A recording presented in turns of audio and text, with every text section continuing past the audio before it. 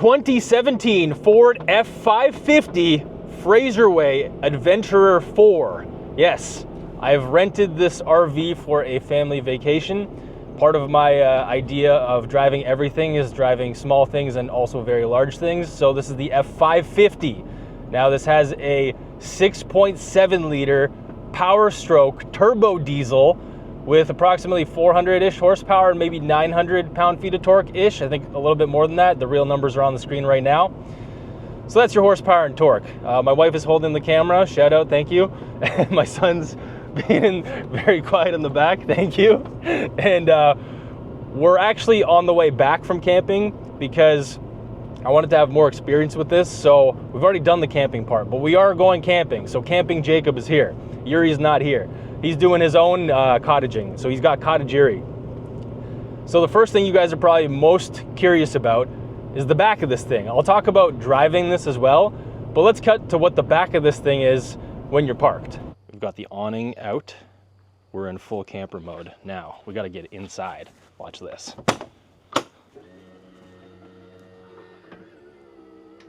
Automatic stairs, and I've already got this railing out. You put this away for driving, obvious reasons. Lock that in. So there's some really cool stuff. I'm going to show you what all of these switches and buttons do, and there's even a crazy keypad up here. But first I'm going to give you guys a quick walk around just so you can see the full inside of this bad boy. Now here's the top bunk. This is where my son's sleeping with his Paw Patrol blankets. It's got windows up there. Don't worry, I'll give you guys full details up there. And got the dinette area. We've got a fridge. We've got my wife and I where we sleep. We've got a kitchen. Okay, so details. Let's get into this. It's a lot of cool stuff here. So we've got a lot of switches over here. So the slide out room in and out. This is for the back and this is for the left. Show you guys what that looks like. And then we also have the water pump, water heater gas, entry light. So if we flick that switch, we have that light right up there. And then we also have the porch light outside. Now, something you're probably wondering is, how do you check the levels on this thing? Well, freshwater tank, 2/3, gray waste tank, 2/3, black waste tank, 1/3. And you do have to empty those two things. I'll actually show you how to do that later. I'm sure everybody's wondering how you empty your poop. This is the generator, I believe. This is for the heat, so we haven't needed this, so I have not touched this, but I'm pretty sure you prime it, start it, that's what the owner showed us. We do have a thermostat over here, which is pretty cool, so you can actually change the temperature right over here. Again, haven't needed to touch this. My wife got this place super cleaned up. Look how presentable she made this. We got apples in a triangle. Shut up, my wife. Okay, so let's just start with this kitchen area. We do have a microwave, okay? Normal, cool. It all works. Got a bunch of storage up there. We do have somewhere to cook right down here. So here's a propane burner. It ignites very easily. No problems there. It's been super easy to cook on. Brought a radio, flashlight. That's it. We have water. So let me just turn on the water pump because we don't have a water hookup here. So we turn on the water pump and then that lets the water in. And so we've already done that. We had to fill it up before we got here because there is a tank on the side of the vehicle and you just fill it up with a hose. Super easy to do. We also have this little thing right here. It stays up like that. So you got some extra counter space, which is really nice. Not sure if I can put this away one-handed. Let's see. Yeah. No, I'm just gonna leave that up because it's a two-hand operation. Okay, so we do have a bathroom right over here. Let me just show you guys what the bathroom looks like. Ooh, look at that. There is a shower. I have not used it. It's got a really nice skylight as well. And we have a sink. That all works. Actually, the sink works with the shower. Literally just change a little knob and it goes up there. And then we have a toilet. We've been using it. Works great. That's where you get your... So the difference is gray water is in those types of things. Black water is in those types of things if you didn't understand that. That's it. Oh, that's not it. There's actually a fan up here. So check this out. You can vent this by opening it and then there you go. So you don't want any smells up in here. So that's how you do that. Okay, coolest thing, the bunk, in my opinion, I think. So my son loves this because he gets to crawl up here, and it actually does fit me at 6'1.5". So I get to climb this little ladder, widow ladder, and get up here and hop right up here.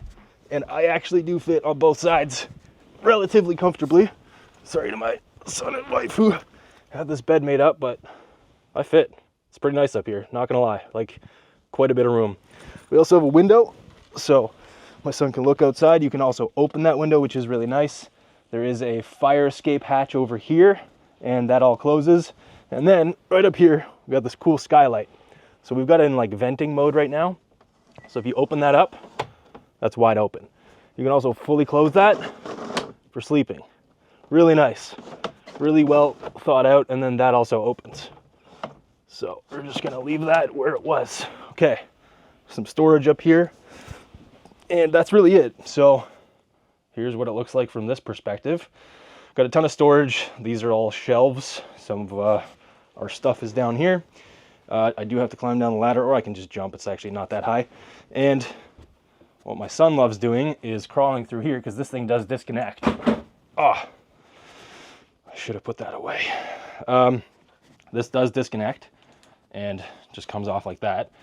So you can just put it off to the side for transportation or whatever, and then you can crawl into the cab. That's right. Now we're in the cab. So my son loves doing that when we're parked, obviously. So there's that. And then ladder just kind of hooks. See if I can do that one-handed. Yes, I can. And then it's pretty solid in there. Okay, so that's that. We have the dinette, which, as far as I understand, does not convert into a bed, which I'm honestly kind of disappointed about. I felt like this could be a much better used space for nighttime stuff, but like, it is what it is. I think there's storage under here. Yeah, there's storage. We got some stuff in there packed away. It's been working really well. My son also loves playing with these lights. There's lights everywhere in this place if you haven't noticed. So they all just work like that.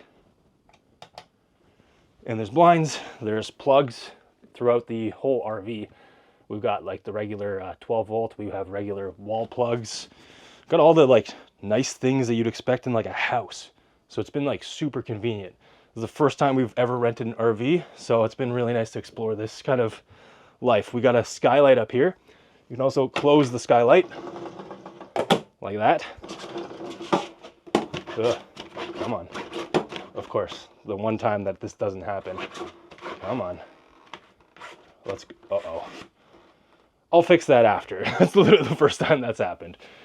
We have speakers, so those have been nice to listen to, but also brought classic Ryobi radio, like I said, so that's been really nice because we are in a radio-free zone, which means it's really quiet here. That's why I was kind of whispering and stuff outside.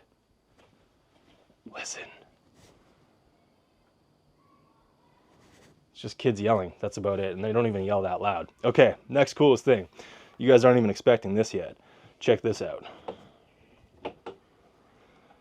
Yep. This is like MTV Cribs style stuff. We got a TV. And I'll show you the controls for the TV in a minute because it does actually all get controlled through the other side on the bed side, which is nice. We've got a fridge. We got a fridge and a freezer, so that's been really convenient. Just locks in like that and works really, really well.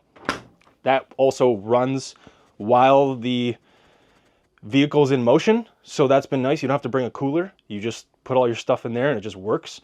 And it works off this massive kind of battery system that they have set up. So let me show you guys this wild screen right now. So if you tap over here, it's got all the charging parameters of everything. I don't understand it. I'm not meant to understand it, but it is working. And then you can kind of get into the details by going to like pages, and I think it'll give you, yeah, so there's like details on every single thing. I assume this is some like Android tablet, but this isn't something we're supposed to mess around with, but I just saw it and I was like, okay, that looks pretty cool.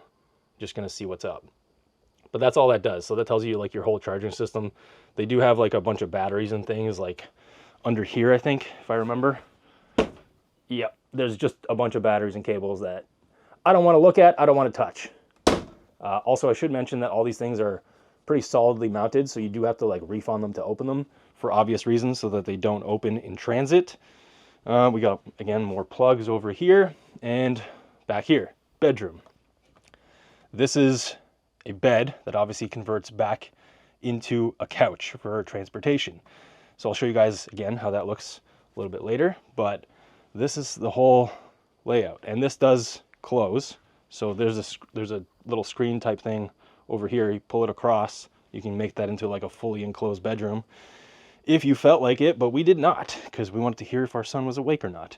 Okay, so this is this is me on the bed. It's actually been really comfortable at 6'1.5". I do actually fit, which I was surprised by, so that's been really nice. So let me show you some of these controls over here. So check this out. There are speakers throughout this RV. So we got some right up there. We got some right up there. There's another fan, which has been really, really nice with a vent as well. And so over here, we have controls for radio and things like that. So once that's on, you can control the volume and whatever. So we rented some DVDs. We were able to play some DVDs on here, and it's been super nice. So like this is like a fully built-in unit that I assume Jensen goes all together. Don't expect much from this TV. It's not 4K or whatever, but it works. Everything has blinds on it, so let me just show you what that looks like. So we've got everything open, but for transportation mode, we just leave it nice and closed like that. Honestly, really, really well laid out. We've had no issues with this thing. It's been super nice. Yeah, I mean, that's pretty much it for the interior. I think I covered absolutely everything. There's another fan up here with another little screen if you want to close that. Oh, there is AC. I did forget about that because we haven't been using it. So there is an AC unit. Haven't even turned it on once because it's just been perfect weather this week. So yeah, that's the inside of the RV. Okay, one more thing. I did forget about this stuff. So we have these controls for the steps. So when you saw them in the beginning, I had them come down, but we actually lock them so that they just don't constantly open and close once you're parked. We have the awning light that's on or off. So at night it looks really, really cool with the fireplace going and all that fun stuff. And then we also have the awning controls for in and out to retract it. And then like a master off switch in case things go south, but they haven't. So now we're gonna fold this back into itself because it's time to put this away. So now we're gonna go in for the slide out room for the back.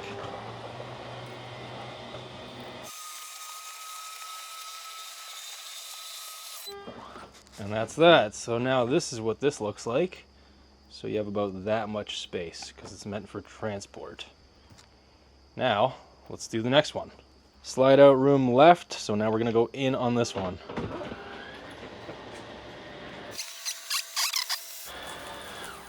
There. And that's that. So this is what it looks like now, fully configured for transport mode. As you can see, it's pretty tight, but these do have seat belts here, so you can actually seat passengers here and over here, so you can take 2 extra people. But this is why we didn't do this, because then we'd have to have my wife or someone in the back if we didn't have that quad cab or super cab in the front. But as you can see, pretty cool for transport. Nice and tight, but you can still open the fridge, get to everything you need back here. Maybe even open the washroom. Oh yeah, look at that. Pretty sick. Okay, transport mode complete. Dumping station. Okay, first time doing this. So we need the poop pipe. There's a little thing over here. Oh, poop pipe is over here. Yes. Okay, so poop pipe. This goes on here. This goes here, and I guess you just use this brick to get it a little bit in there. Maybe I'm just gonna step on it just for okay, so now I guess we do gray water first. A little bit of gray. I was told to lube it up, and then you want the black water. This is the poo water. There's poo going down there right now. Close that. Finish with the gray. That's it. Getting real intimate on this channel. Clean the outside. Give this a little clean. Clean it again. That's that. Time to go wash my hands. So now that you saw all the fun stuff that you can do with this thing, because there's a lot of cool stuff, let's talk about actually driving this thing. Now, 900-ish pound-feet of torque sounds like a lot. However, according to this sticker, this thing weighs 19,500 pounds. it's almost 20,000 pounds. Well, probably 20,000 with all of our stuff in it. So you floor it, it's got a lot of torque, and I'm sure you could pull like a race car or something like that with it, but there's a lot going on with this. Now, there's also a lot of noises and creaks and pops and things you kind of have to get used to. This is a really smooth road, so we're not actually hearing too much of that right now.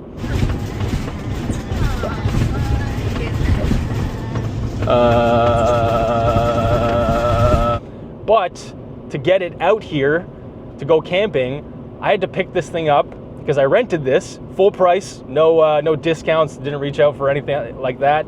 Downtown Toronto, or at least what I consider to be downtown Toronto, west of Toronto.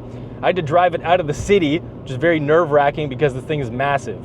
Fox body, hell yeah. 5.0, yo, 7-Up edition, no way. After that initial 15 minutes of getting used to how big this thing is, it's actually been pretty easy to drive. You do have to check your mirrors a lot, and they are pretty functional. There's a pretty zoomed in one at the top and then a wide angle one at the bottom, and I do use both of them. You can't see behind you as you're driving, so you just have to rely on what you can see in your mirrors and kind of move your head around. There is a backup camera, but that's only operable in reverse, and that's it.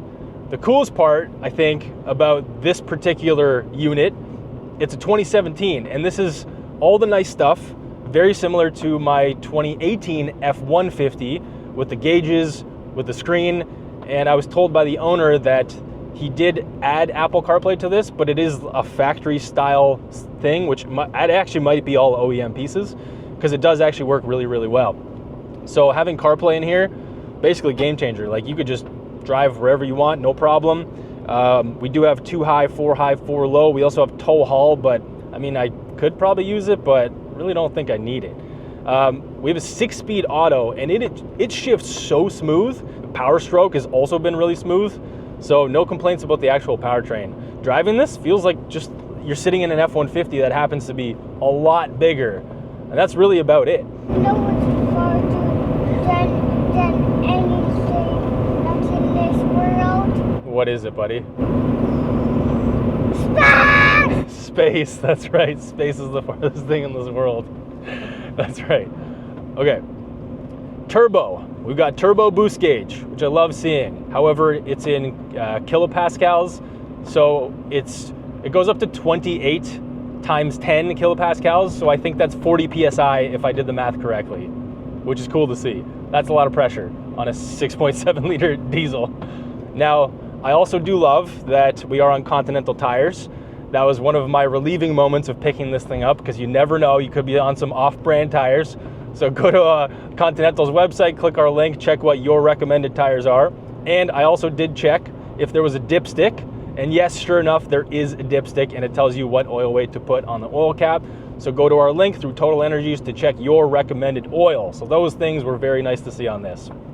Now, other stuff in here, there's honestly not much. There's no 360 cameras. I think this is an XL or an XLT, so it's like a lower trim. I don't know how much this actually cost when it was brand new, but I'm assuming it was like around 150 to 200,000 US dollars, maybe. So I'm thinking it was maybe $250,000 Canadian. Oh, there's some sounds over that bridge. $250,000 Canadian to get this thing built. I'm guessing, I could be completely off, but if it's anything cheaper than that, it's pretty good value. This thing was really easy to camp with for a couple days. It was nice to have the power hookups. We didn't have a water hookup at our site, but we were able to preload the water at one of the water stations. We didn't really need to use any more water. So overall, camping with this thing was really nice, not having to go into a tent or anything like that. I mean, I think that's pretty much it. I can't think of anything else. Suspension's really good. Overall, these bumps and stuff, like, this feels more comfortable than an unloaded F-250, if that makes any sense, because we got so much weight over the axles that it's actually pretty decent. And again, this is a very, very smooth road, but on some of the bumpier stuff, you can hear a lot of creaks and rattles, like all that stuff kind of rattles back and forth there. So I think that's really it. Let me know what you guys think. I think this cost us, how much does this cost us? Like $1,800 or $2,000 for the week, something like that? Yeah.